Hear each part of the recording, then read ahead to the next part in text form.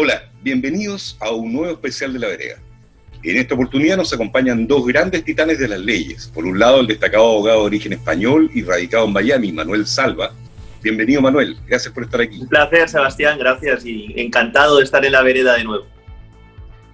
Junto a él, nuestro gran abogado defensor de las causas que parecen perdidas y, sin embargo, siempre logra colocar la justicia por delante, el gran Aldo Duque. Don Aldo, bienvenido nuevamente a La Vereda.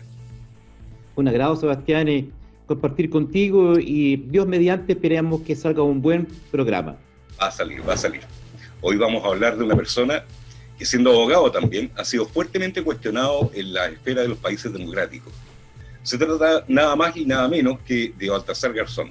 Para comenzar, te quiero conceder la palabra a Manuel para que nos expliques por qué este abogado, que fue removido de su cargo en España hace algunos años por prevaricación, toma relevancia hoy día.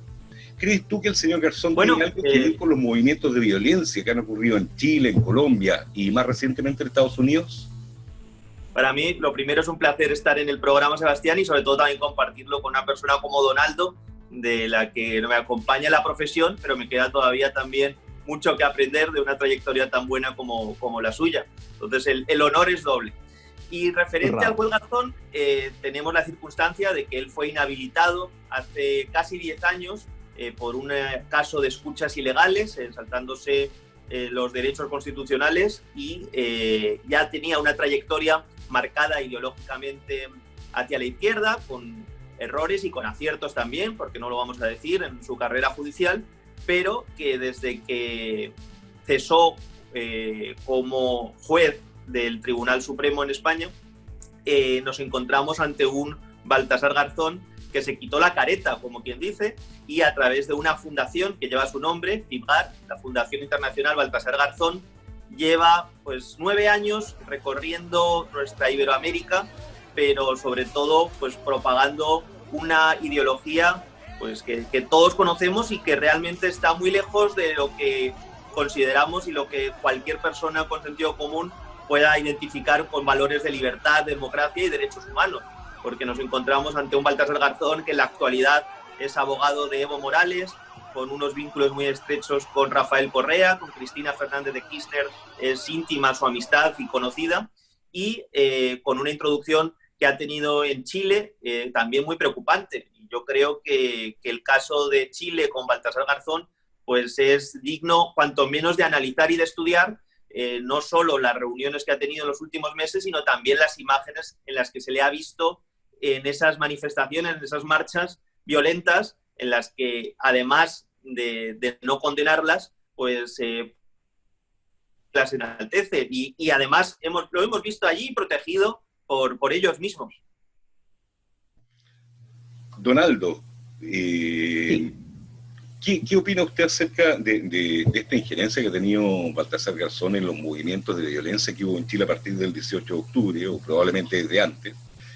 Hay una carta que él envió el día 24 de octubre a Sebastián Piñera, donde en la parte más dura de la carta dice: sepan que las violaciones de los derechos humanos que se están cometiendo y los crímenes perpetrados en contra de la población civil esta vez no quedarán en la impunidad, porque además de la Fiscalía de Chile y del Instituto Nacional de Derechos Humanos existe la jurisdicción universal, existe la Corte Penal Internacional, el Sistema Interamericano de Derechos Humanos y una comunidad internacional atenta y vigilante que no permitirá que en Chile se vuelva a repetir los horrores del pasado. Eso es lo que dice Garzón en esa carta que le envió a Sebastián Piñera. ¿Qué le parece a usted? Bueno, y muy amenazante, ¿no? Perdone, muy amenazante. Absolutamente. Sobre todo que le está poniendo en sobreaviso de que si mueve algo para limitar esas protestas que no tienen nada de pacíficas ni de derechos sociales, sino que son violentas y que pretenden inestabilizar el país, pues van a ir contra él. Y si pasa una desgracia y termina su mandato, pues lo que van a hacer es hacerle un proceso. Así es, y bueno, y de hecho así han estado actuando, y es lo mismo que han estado haciendo los demás países donde se ha estallado esta supuesta ola social que no es tal, digamos. Donaldo, ¿cuál es su punto de vista acerca de todo este tema de Baltasar Garzón metido en Iberoamérica, en Chile? Bueno, Baltasar Garzón se ha caracterizado por actuar mucho más que como un juez. Él actúa como un activista un activista político. Un activista político que usa la magistratura, que usa la toga en función de su pensamiento ideológico político. En consecuencia, él está al servicio de una ideología. Y reitero, usa la toga de juez para intimidar. Es una especie de matón de la judicatura, porque enfrentada en Chile a la acción de los antifa y la autoridad ejerciendo legítimamente el rol que le corresponde, que es restablecer el imperio del derecho mediante el uso de la fuerza legítima, que es la fuerza del Estado, pues Garzón se adelanta a efectos de amenazar al presidente de la República de Chile y decirle, mira, si tú reprimes las manifestaciones violentas, yo te voy a procesar universalmente.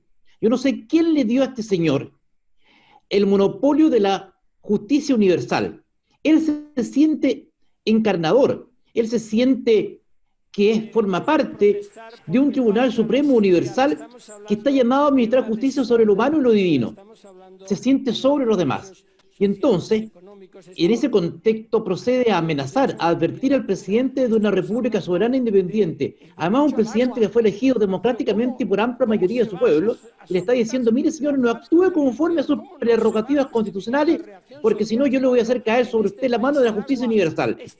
Una advertencia, una amenaza inaceptable, una grosería que no se debería tolerar en ningún país digno ni serio del mundo, pero él viene para acá, se pasea en medio de los antifas chilenos y venezolanos, que son los que estaban actuando fundamentalmente en las calles chilenas, las personas que mandó el señor Nicolás Maduro a Chile, y se permite formular este tipo de advertencia. Una grosera injerencia inaceptable, imposible de siquiera de concebir. Garzón es el abogado del Grupo de Puebla, si no me equivoco, Manuel. Sí, ¿no? Y sobre todo con lo que estaba mencionando Donaldo anteriormente, que se cree digno representante de esa justicia universal, pues es que es completamente real, porque ya en el mes de enero, en una reunión con el presidente argentino, el nuevo presidente argentino, establecieron las bases para la creación de un tribunal en Madrid, un tribunal destinado a llevar a cabo esa guerra judicial contra todo lo que vaya contrario a los postulados progresistas que llaman ellos, que de progresista solo tiene el nombre. Pero nos lleva esto a una circunstancia muy grave porque quieren hacer ese contrapoder judicial como si fuera, digamos, un tribunal de Estrasburgo, pero para temas iberoamericanos y va a tener su sede en Madrid. ¿Quién le va a dar esa legitimidad? Porque para tener un tribunal necesitamos legitimidad. Primero, en España gobiernan los socialistas con los comunistas. México lo tenemos para casi 5 años con López Obrador. Venezuela, que les voy a contar, Cuba, Argentina, y van obviamente pues, a por Colombia y, cómo no, a por Chile. Pero realmente sentar esas bases que ellos, de cara al público en general, puedan decir que es un tribunal que está en Europa, que está en Madrid, pero que coincide además con el término de la inhabilitación que tiene Baltasar Garzón, que va a ser en escasamente año y medio, menos de 2 años, en los que podría volver a la judicatura. Y entonces están tramando este plan maléfico, nunca mejor dicho, porque quieren hacer un contrapoder para hacer una guerra de ficción jurídica con todos los casos a los que ellos vean como amenaza para llevarlos a ese tribunal hecho por ellos, completamente.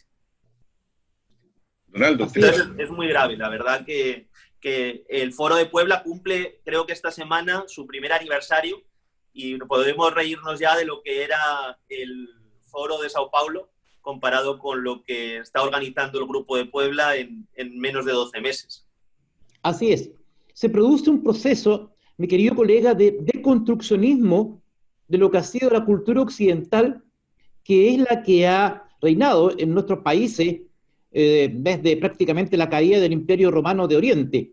Ellos generan un cuadro de descomposición político por la vía de desestabilizar a las naciones políticamente organizadas. Y para esto se yerguen sobre una especie de superioridad moral que los tiene a ellos como titulares de ese derecho.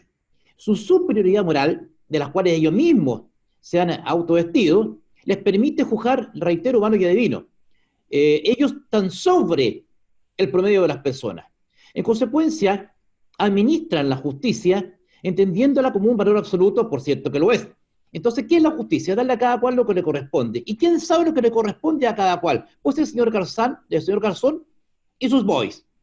En consecuencia, él desde la judicatura entiende que tiene una misión, y esa misión es implementar el modelo progresista. El progresismo, que no es otra cosa que el socialismo disfrazado con un nuevo nombre. Es el viejo socialismo que lleva fracasando desde el año 1917 a la fecha, estrepitosamente en cada país que se ha instaurado, pero bueno, cada cierto tiempo, como un viejo rufián, que para sorprender a sus víctimas simplemente cambia de disfraz.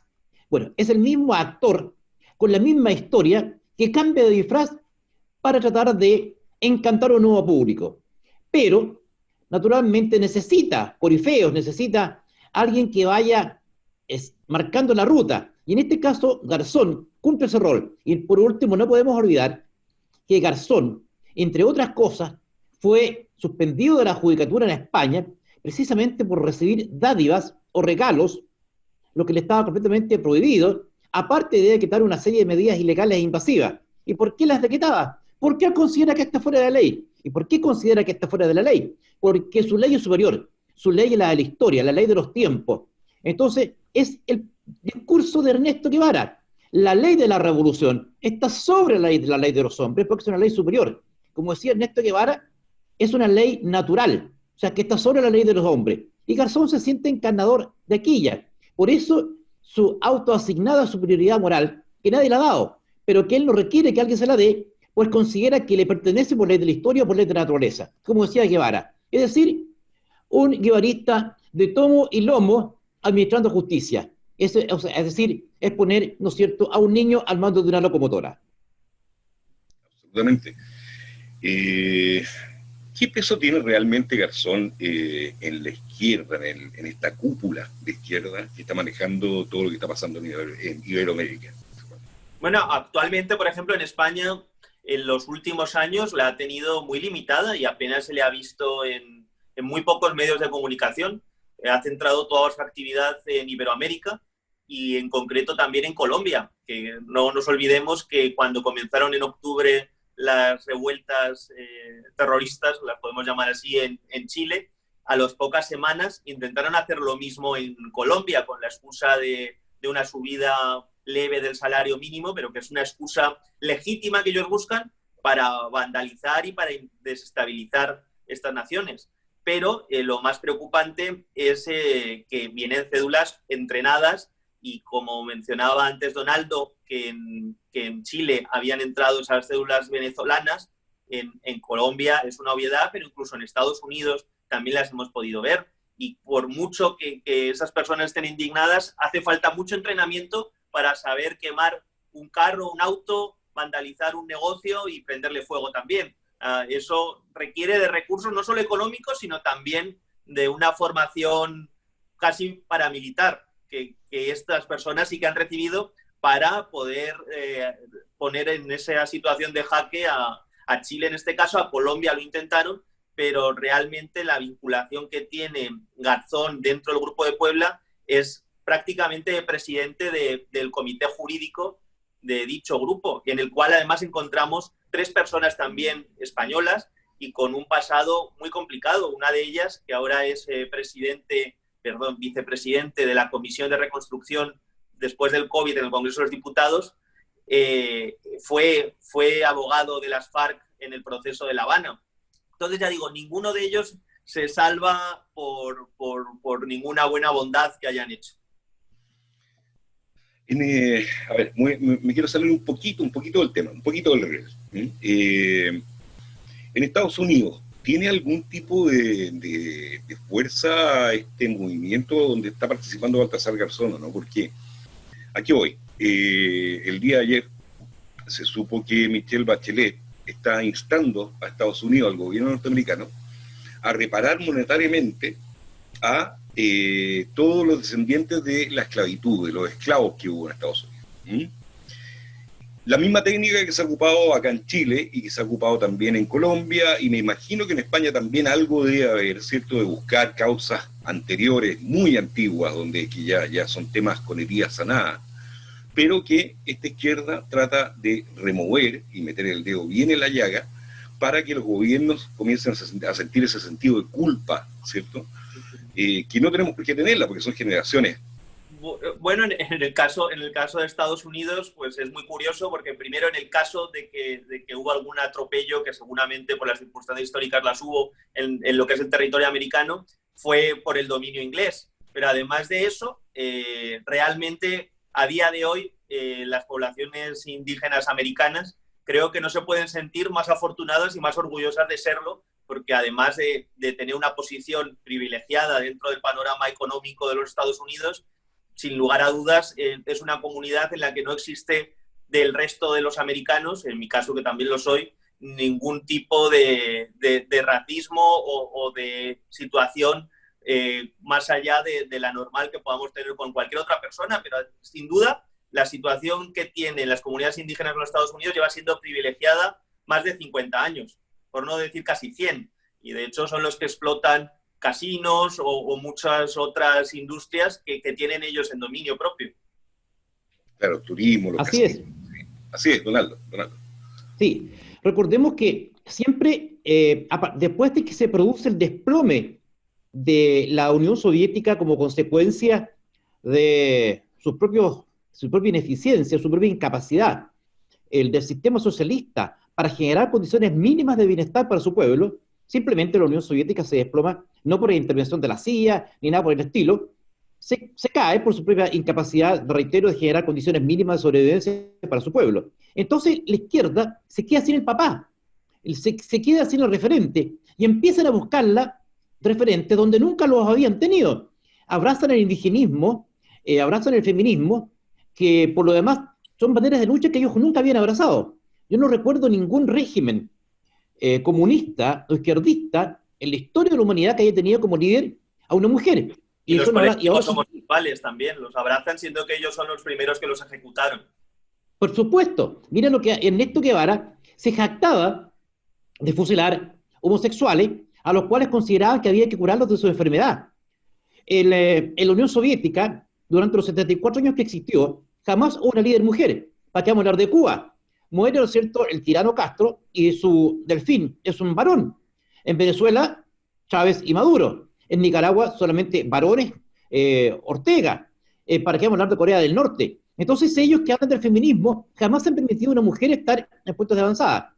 Y nosotros tenemos mujeres de la estatura, ¿no es cierto?, por el lado del mundo de la libertad, como Margaret Thatcher, Golda Meir, a su manera también Merkel. Es decir, personas, nosotros hemos integrado desde el mundo de la libertad, hemos integrado mucho más a la mujer que desde el mundo de lo que se denominan progresistas. Entonces, abrazan estas banderas de lucha porque se quedaron sin otra bandera de lucha, porque se demostró la ineficiencia del socialismo para administrar un Estado, y solamente lo que ha producido más de 150 millones de muertos por hambre, miseria, dolor y guerra. Eso es todo el efecto real, pero en una generación nueva que deglute emociones, es muy fácil argumentar sobre la base de la emoción. Y eso es lo que está surgiendo, una nueva cultura de la democracia. Y para eso el socialista es experto, porque es muy fácil comparar el capitalismo, con todas sus virtudes y todos sus defectos que los tiene, contra un socialismo ideal. Porque no podemos comparar el capitalismo con ningún socialismo real, porque no existe. El único socialismo comparable es Venezuela y Cuba. Entonces, cuando tú le dices, bueno, es tan terrible el capitalismo, es tan terrible el mundo de la libertad, comparémoslo con el socialismo real. Le expones Venezuela y Cuba. Ah, no, el bloqueo. Cuba negocia con todos los países del mundo, menos con Estados Unidos. Y ahí están, ¿no es cierto?, con edificios del año 1950. ¿Para qué vamos a hablar de Venezuela, que yace en el hambre y la miseria?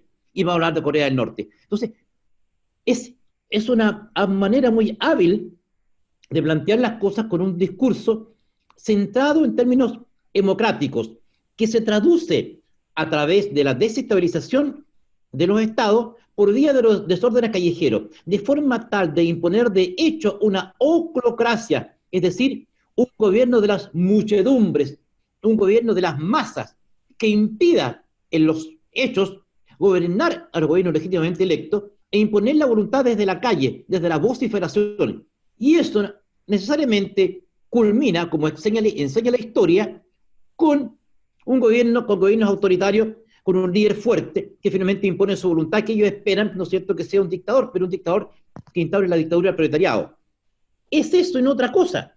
Y por eso es lo peligroso del fenómeno que estamos evidenciando en Iberoamérica, que tiene su caldo de cultivo precisamente y tiene su centro en aquello. Bueno, y España lo está sufriendo hoy día, ¿no es cierto?, cuando tiene instaurado en el poder a ese peligroso individuo que es Pablo Iglesias, financiado por Hugo Chávez, financiado con dinero del pueblo venezolano que hoy día padece hambre, que vive en una mansión. Financiado y entrenado ideológicamente por ellos.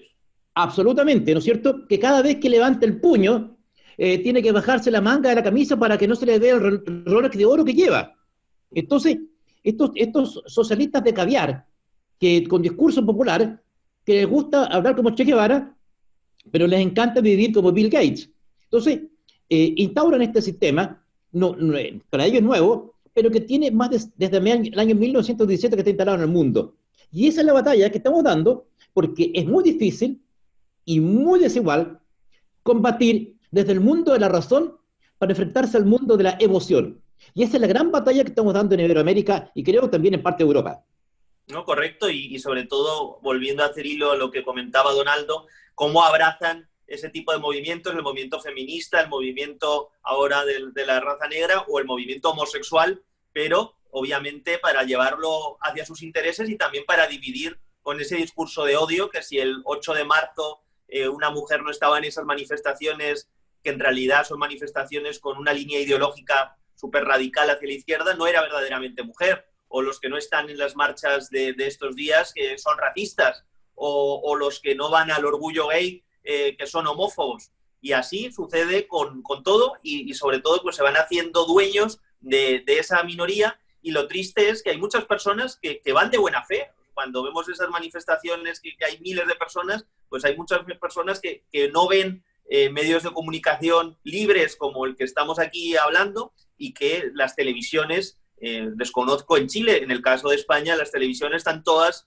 dominadas por la izquierda y tienen un discurso de género ideológico y que no se puede desmarcar nunca de todo ello. Entonces, pues lo primero a lo que atacan estas ideologías, y una vez que ya tienen los medios de comunicación, no necesitas implantar una dictadura. La dictadura la tenemos una vez que las personas pues no pueden ser todo lo libres que quisieran de pensar porque no tienen plataformas para poder hacerlo. Así es, así es. Lamentablemente, como decía Donaldo, estamos manejados por una dictadura de las emociones. Están manejando a la gente por medio de estas minorías. Y volviendo un poco al tema de lo que yo hablaba acerca de esta idea de Michelle Bachelet, de que Estados Unidos tiene que compensar monetariamente a los descendientes de los esclavos. A ver, es ridículo, porque lo único que buscan es siempre una excusa para meterse con los Estados Unidos. Y ya, bueno, obviamente con Donald Trump, pero no es solo Trump a lo que odian, ¿no? Lo que odian es a Estados Unidos. Lo que pasa es que cuando está un presidente demócrata suelen ser algo más suaves, pero realmente lo que odian es el sentimiento americano, pero el sentimiento no solo de patriotismo, sino también de familia y de cómo las libertades constitucionales aquí se protegen como Dios manda, nunca mejor dicho. Claro, tú vives ahí. Así es. ¿Crees que podrían lograr un objetivo así en Estados Unidos hoy día? ¿Perdona, Sebastián? ¿Crees tú que en Estados Unidos podrían lograr derribar la democracia y meterse a la izquierda como lo hay? Bueno, realmente estos días hemos visto cosas que no se habían visto nunca, ¿no? Y aquí en Miami aparecieron las estatuas de Cristóbal Colón, de Ponce de León, pintadas con el símbolo comunista, con la hoz y el martillo, pintadas de rojo, de ese mismo color rojo que ha derramado esa ideología durante estos 100 años, y eso no se había visto nunca. Y de hecho, esa forma de vandalizar tantas ciudades a la vez, pues es un caso muy preocupante, sobre todo por la línea ideológica que viene introducida por todo eso, y las banderas que hemos visto entre otras la bandera mapuche, que ustedes conocen muy bien allá en Chile, o las banderas venezolanas y del FLN, sandinistas, las hemos visto, no ha sido ningún secreto. Hemos podido ver también a una que tiene de mano derecha el activista Maduro, que es de origen dominicano, una chica joven, que tiene multitud de fotos en Miraflores y que estaba en Miami Sí, estaba hace marchando. 2 semanas, marchando y obviamente no de forma testimonial. Ellos saben muy bien lo que hacen y cómo movilizar a la gente. Así es. Es tanto Entonces así. yo quiero pensar que no, que Estados Unidos es más fuerte que todo eso y de hecho la ley y el orden es lo primero que se cumple y el 99.9% de los americanos están orgullosos de ser americanos, están orgullosos de su democracia, voten a Trump, voten a Biden, voten o no voten, pero tienen la libertad de poder desarrollar su vida con total plenitud y eso lo hemos visto. Lo que pasa es que también es muy preocupante que las nuevas generaciones de cubanos, de venezolanos, de centroamericanos que vienen de países comunistas, pues muchos de ellos son conscientes de que sus padres, de que sus familias se fueron de su país perdiéndolo todo por esas ideologías. Pero también hay muchos que se están introduciendo en las universidades y que poco a poco van haciendo ese hueco dentro de las mentes de los universitarios y realmente pues para una persona de 18 años que tiene pues toda la energía por delante, es una ideología que le puede, por lo menos, cuanto menos, si no lo sabe, resultar atractiva. Y eso es el peligro que tenemos con las nuevas generaciones latinoamericanas en Estados Unidos, en las universidades. La gran mayoría no, pero como siempre esa minoría a efecto hormiga va calando.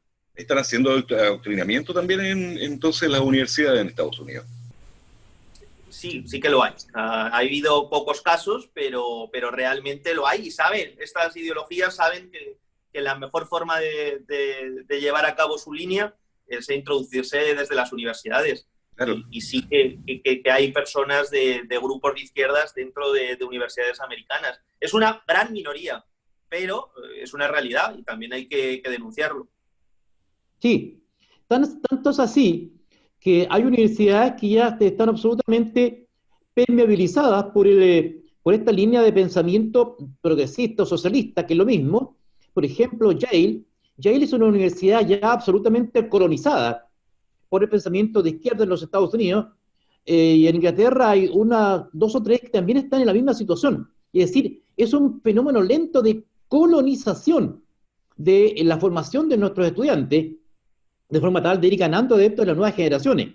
Es un trabajo de hormiga que han venido realizando durante largo tiempo de socavar las bases del sistema del libre mercado y fundamentalmente de las libertades. Y el discurso, te reitero, el discurso potente, atractivo. ¿Quién no va a querer vivir en un mundo justo, donde nadie le falte nada, donde todos los bienes sean de todos, donde las necesidades estén completamente cubiertas, donde no hayan ricos ni pobres? Entonces, ante ese discurso, obviamente, cualquiera que no tenga un mayor fundamento teórico y que no haya visto 2 o 3 libros, va a caer rendido. Y eso lo saben.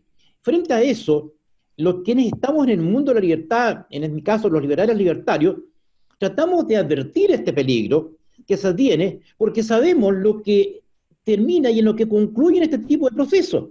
Es cosa mirar a Venezuela y es cosa mirar a Cuba. Lo hemos dicho 10 veces. Pero el discurso de la justicia y la igualdad fantástico, donde los bienes y servicios caen del cielo como el maná le caía al pueblo de Israel en su marcha por el desierto, es muy tentador. El problema es que la riqueza no cae en forma de blancos copos como le caía al pueblo de Israel en el desierto. Eso solamente ocurre en la Biblia y no va a volver a ocurrir en la historia de la humanidad. La riqueza no existe, hay que crearla, pero han convencido a una generación completa, yo diría a 2 generaciones, que es la generación millennial y la generación Z, que actualmente estamos viviendo, en que la riqueza ya existe y solamente hay que ir a tomarla de la mano de quienes la poseen. No hay que crearla. Entonces, los tenemos convencidos de que en las calles gritando.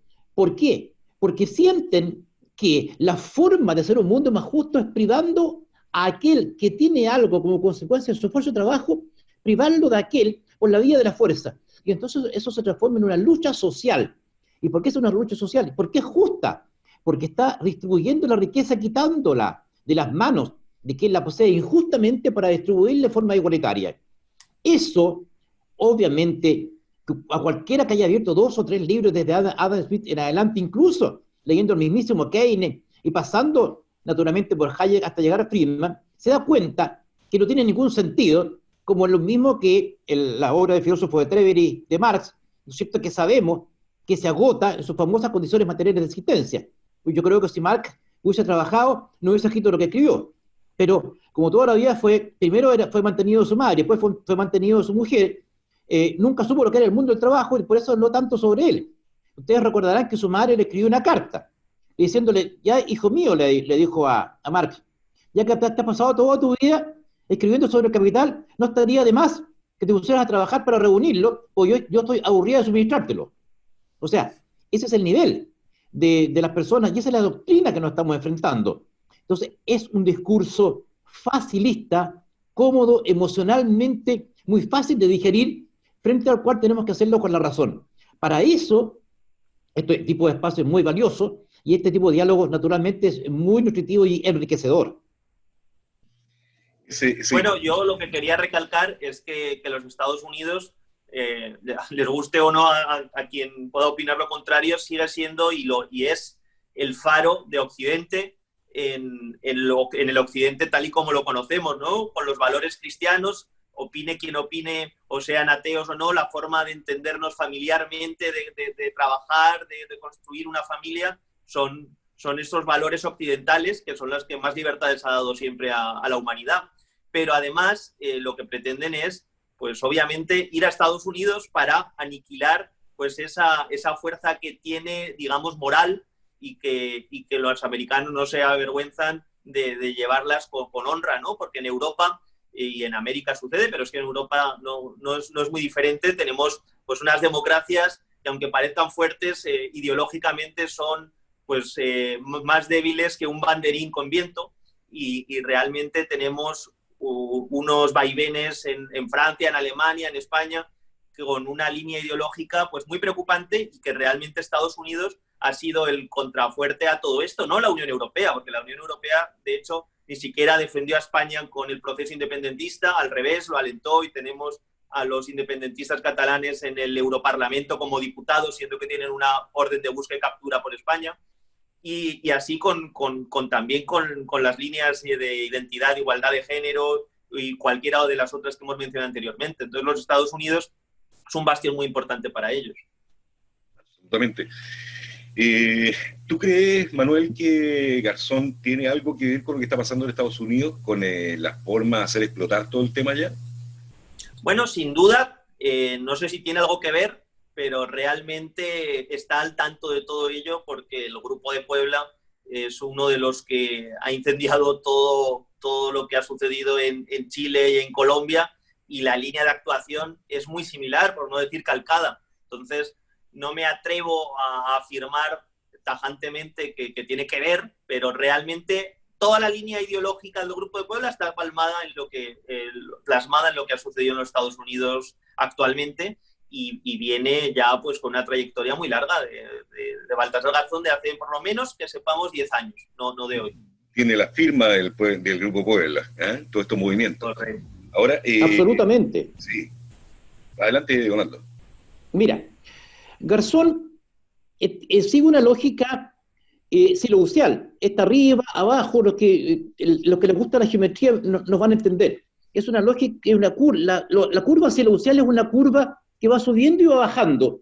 En este caso, Garzón tiene estas apariciones repentinas, fulminantes, con discursos, ya los conocemos, de esta justicia universal, de la cual es el único titular, y de pronto desaparece un poco, se sumerge cual submarino y vuelve a aparecer, para mantener vigencia, esperando el momento, mientras se produce la penetración en las sociedades occidentales de esta larva que es el marxismo más radical, disfrazado de progresismo. En consecuencia, Garzón no es más que un peón dentro de este ajedrez que busca asegurar la dominación a través de la cultura. La batalla que se está dando es una batalla esencialmente cultural, donde se enfrenta la cultura de la libertad versus la cultura socialista que intenta construir una sociedad centralmente planificada desde una élite política que domina todo, que ejerce el poder, que es titular de la moral, de los bienes, de los servicios y de todo, versus la iniciativa de cada cual. Es decir, sojuzgar la voluntad humana, sojuzgar el deseo de la libertad y del emprendimiento. Para eso se están nutriendo y valiendo las nuevas generaciones. Y Garzón engarza precisamente en aquello, encuadra, es un eslabón más de esta cadena que tiene mi amigo, mi querido colega que nos está hablando desde Miami, en este humilde servidor, y en ti, Sebastián, elementos que se constituyen piedras en el zapato, porque advertimos, alertamos, esto no funciona así. La historia demuestra que esa ideología es un fracaso histórico, es un deconstruccionismo, no funciona porque es contraria a la naturaleza humana. Pues bien, en Estados Unidos ahora abrazaron la bandera de la esclavitud, pero estos son tan ignorantes, pero el nivel de grosería es espantoso, al punto que ya llegaron nada menos que en Londres a ir a vandalizar la estatua de Abraham Lincoln, es decir, el presidente que abolió la esclavitud en Estados Unidos. O sea, a ese nivel llegaron. O sea, era destruir por destruir. Y no olvidemos que en Estados Unidos, en la esclavitud, en el momento más álgido de la esclavitud, aproximadamente llegaron no más de 674.000 esclavos a Estados Unidos, que el 95% se asentó en el sur del país, en el norte no había más de un 5% de población negra. De los 12 millones de ciudadanos africanos que fueron traídos para esclavizarlos a Occidente, solamente no más de 674.000 llegaron a Estados Unidos, que el año 1860 no eran más de 4 millones. Es decir, y en el sur de Estados Unidos, el promedio de esclavos por familia, que era que no más del 4,5, 4,8% de los asentados norteamericanos en el sur tenía esclavos que nunca llegaban a más de 10 o 20, en 2 o 3 casos muy particulares tenían más de 20 esclavos. Es decir, es un fenómeno espantoso, terrible. La esclavitud es algo que hay que abolir en todas partes. Retrofia en Estados Unidos y se representa como algo genérico, en circunstancias que, te reitero, no era más del 4,8%, 4,5% de las familias en el sur de Estados Unidos que tenían esclavos, y nunca más allá de 20. Pero naturalmente, ¿qué hace Estados Unidos? A través de un presidente republicano, como Abraham Lincoln, combate esta práctica y la declara abolida, a través de la guerra de secesión. Pero no es eso la historia que ellos recogen. Son tan ignorantes, te reitero, que fueron a vandalizar la estatua del mismo Abraham Lincoln. O sea, ya demuestra que la permeabilización de estas mentes jóvenes, con este discurso facilista, democrático y oclocrático que pretende generar el poder desde la muchedumbre, ha calado profundo en nuestro mundo actual. Y el silencio cómplice de los políticos iberoamericanos, y también algunos en España, ¿no es cierto?, que miraron hasta con buenos ojos la llegada de este hombre con coleta, ¿no es cierto?, Pablo Iglesias, que traía un discurso renovador y que se vestía con un saco suelto y parecía muy cercano al pueblo. El día que llevaba saco, eso era ir de gala. Claro, ¿no es cierto? Pero la popularidad le dura hasta el momento que comprarse casa, pues, Manuel. Mira tú la casa que se compró, pues. ¿No es cierto? ¿No? Y que tiene y que es pro la igualdad de género de la mujer y tiene a su esposa de ministra de Igualdad. O sea, que el mérito que tiene Irene Montero, porque no había trabajado nunca, y bueno, y si había trabajado en un trabajo que es muy honrado, pero que es en un supermercado, es ser esposa del líder de este partido, y a raíz de casarse con él, pues esa es la igualdad que ellos llevan pues en bandera. Pero retomando otro tema que decía Donaldo, el Grupo de Puebla el 15 de mayo hablaba de la importancia que es instaurar en nuestros países la renta mínima, el salario mínimo vital, que de hecho España lo aprobó hace apenas 2 semanas, en lo cual puede recibir una renta mínima sin necesidad de tener pues un empleo o estar en una situación precaria, ¿no? Pero realmente esto es muy grave porque así es como empezaron en muchos países como en Venezuela, comprando voluntades y comprando en este caso el voto de los ciudadanos, en los que obviamente pues si viene otro gobierno pues no va a permitir eso, y está clarísimo, pero lo que están comprando es su perpetuidad en el poder, por lo menos a corto plazo. y además Así con es. una agenda que es la misma y que además animan desde el Grupo de Puebla a que los nuevos países que se vayan adhiriendo a ellos implementen la renta básica para así tener a esa población pues dormida, pues como sucede en Venezuela con las cajas de comida que les están dando, ¿no? Que es El CLAP. una miseria, las cajas CLAP, sí. Claro, lo que pasa es que no solamente mantienen a la población dormida, sino que además dependiente absolutamente del Estado. Y eso es lo más grave, porque al final terminan siendo zombies al servicio del Estado. Por eso no se necesita una dictadura. Una vez que tengas eso en los medios de comunicación, siempre van a poder decir que es un país constitucional y que hay elecciones cada 4 años. Así es. Exactamente. Es que, Manuel, exactamente eso es. Si tú creas una renta básica, ¿no es cierto? Entonces, ¿cuál va a ser el sentido de salir a trabajar y a producir? Pues, si el Estado te va a dar una cantidad de dinero, te va a producir...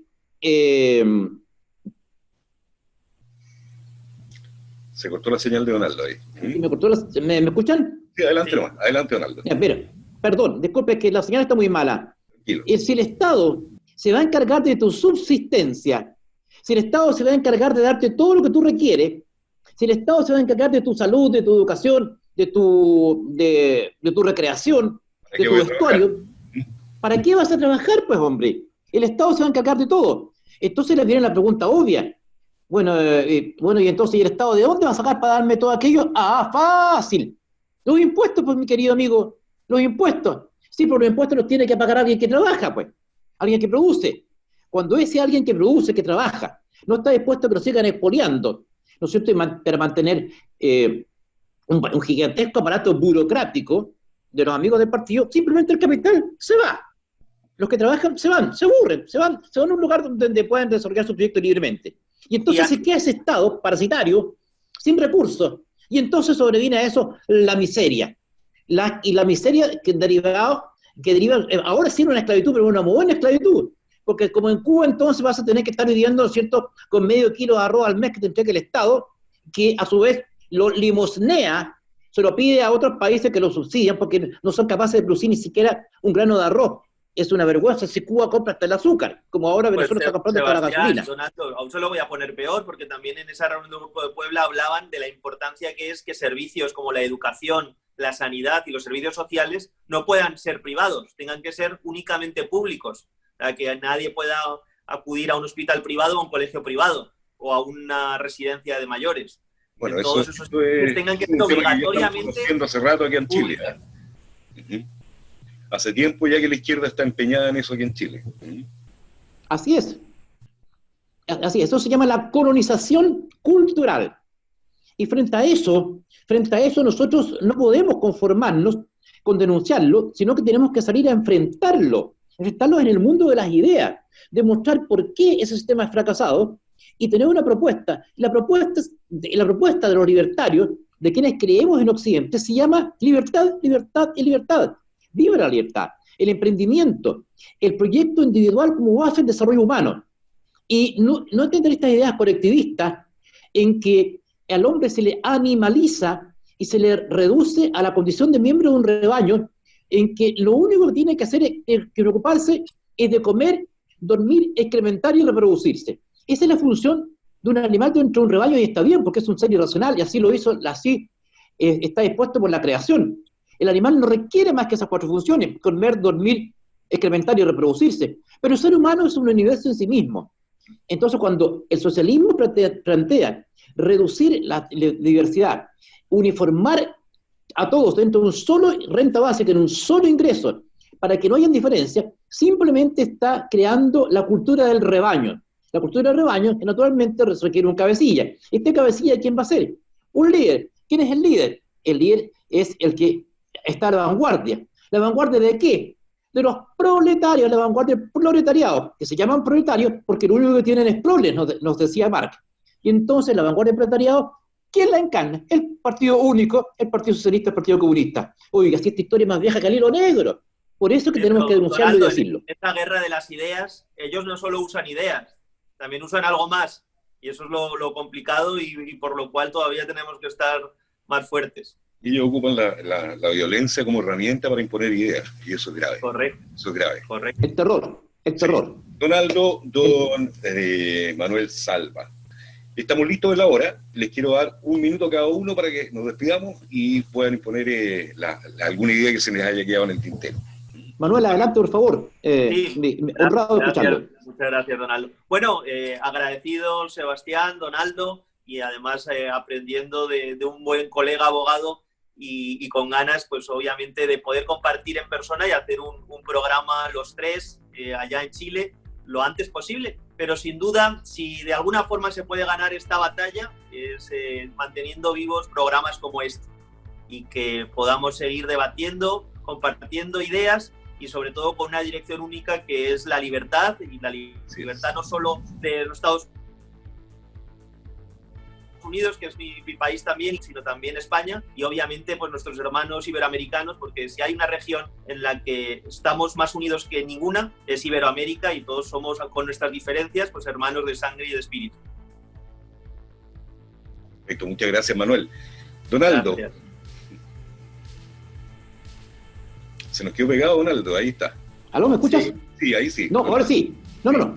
Muy bien. No, solamente saludar a Manuel a la distancia, decirle que me he sentido honrado de haber podido compartir estos minutos de grato diálogo y de enriquecedor y nutritivo aporte al debate público de las ideas. Y esa es la batalla que vamos a dar, con hombres tan valiosos como Manuel, como Sebastián, los que creemos, los que amamos, los que creemos en un mundo de libertades. Vamos a dar esta batalla desde el mundo de las ideas, desde el mundo de las comunicaciones, enfrentándonos a un Goliat, que es el progresismo que tiene capturado todos los medios de comunicación. Bueno, nosotros estamos aquí, vamos a hacer el peñón desde el cual vamos a hacer escuchar nuestra voz, y que el día que tengamos que llegar a donde todos vamos a llegar, y un caballero arriba nos pregunte, bueno, ¿qué hiciste con los talentos que yo te di? Nosotros podamos decirle de frente, Padre Dios, yo luché por la libertad. Ha sido un placer, Sebastián, ha sido un placer, Manuel. Donaldo, 1.000.000 de gracias por su participación. Igual, Manuel, gracias. Valiosos comentarios, ideas, las que han aportado hoy día, y espero que nos podamos encontrar en un próximo programa también los tres para debatir otros temas. Y bueno, les agradezco muchísimo haber dado algo de su tiempo hoy día aquí a la audiencia de La Vereda, y también quiero agradecerle a toda la gente que ha estado viendo el programa, y los queremos invitar para una próxima edición, seguramente la próxima semana, y la iremos anunciando en nuestras redes sociales. 1.000.000 de gracias por haber estado con nosotros, Manuel. 1.000.000 de gracias también, don Aldo. Adiós, un placer. Realmente, nos vemos. Muchas gracias. Bueno, gracias a todos.